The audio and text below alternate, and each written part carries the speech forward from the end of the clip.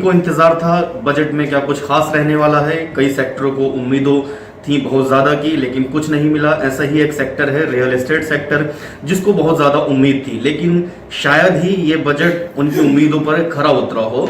और इस सब पर बात करने के लिए हमारे साथ गुलशन होम्स के डायरेक्टर दीपक कपूर जी हैं। अब सीधा उन्हीं से बात करेंगे, बजट को वो कैसे देखते हैं। सर, इस बार के बजट को आप कैसे देखते हैं, क्योंकि आप लोगों को बहुत ज्यादा उम्मीद थी, चाहे वो इंडस्ट्री का दर्जा हो, सिंगल विंडो क्लियरेंस की बात हो, तो अब फर्स्ट रिएक्शन आपका क्या होगा बजट पर? मेरा फर्स्ट रिएक्शन ये होगा कि चलो बजट आया, लेकिन एक्सपेक्टेशंस कहीं भी खरी नहीं उतरी। इसमें हमें कुछ चीज़ों की डिमांड बड़े सालों से रियल एस्टेट इंडस्ट्री कर रही है, और बेसिक मुद्दा है कि इतने सालों से इंडस्ट्री है बट इसके पास इंडस्ट्री का स्टेटस नहीं है।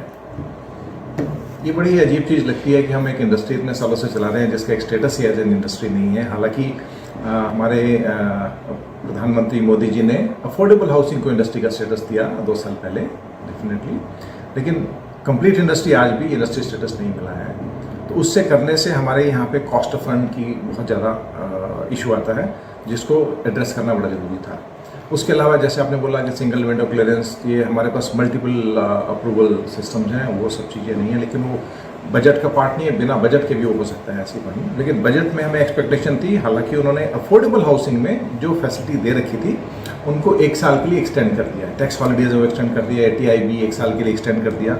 तो एक छोटे सी एक झलक सी नजर आई कि रियल एस्टेट के बारे में भी हल्का सा उन्होंने देखा, लेकिन अफोर्डेबल हाउसिंग। अच्छा सर, रियल एस्टेट पहले से ही मंदी के दौर से गुजर रहा है, क्योंकि पहले लॉकडाउन आया, फिर कोरोना आया, तो अब ऐसे में बजट में भी कुछ खास ना मिलना, कितना असर, कितना इफेक्ट रहेगा आपके बिजनेस पर? इफेक्ट तो देखिए, पिछले 4-5 साल में आप देखो तो रियल एस्टेट मार्केट को बेसिकली एक मंदी ने मारा हुआ है, और दूसरा लिक्विडिटी क्रंच है। फाइनेंशियल इंस्टीट्यूशन की सपोर्ट है, लेकिन कई बार फाइनेंशियल इंस्टीट्यूट अपने ही दायरे में फंसे होते हैं, तो वहाँ भी सपोर्ट लेनी बड़ी मुश्किल पड़ती है।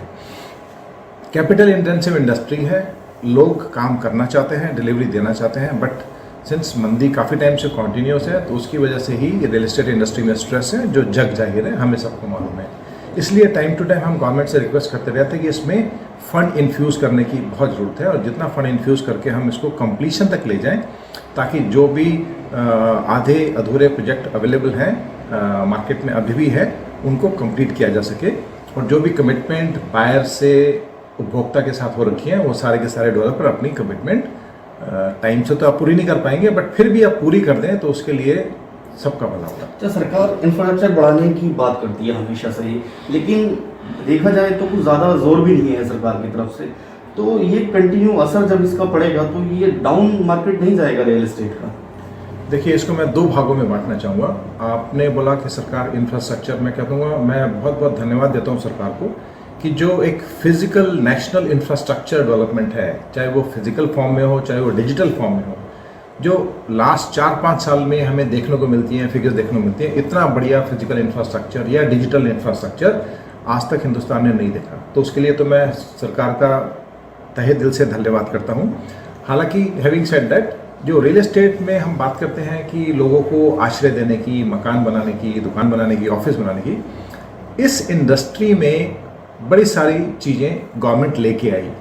रेरा गवर्नमेंट लेके आई, GST रिफॉर्म्स लेके आई, तो बड़े सारे लेके आई, ताकि इस इंडस्ट्री को भी रेगुलेट करने की ज़रूरत थी, और इस इंडस्ट्री को एक ग्रोथ पाथ देने की ज़रूरत थी। उस वजह से ग्रोथ आनी चाहिए थी, लेकिन अभी industry is suffering with liquidity crunch.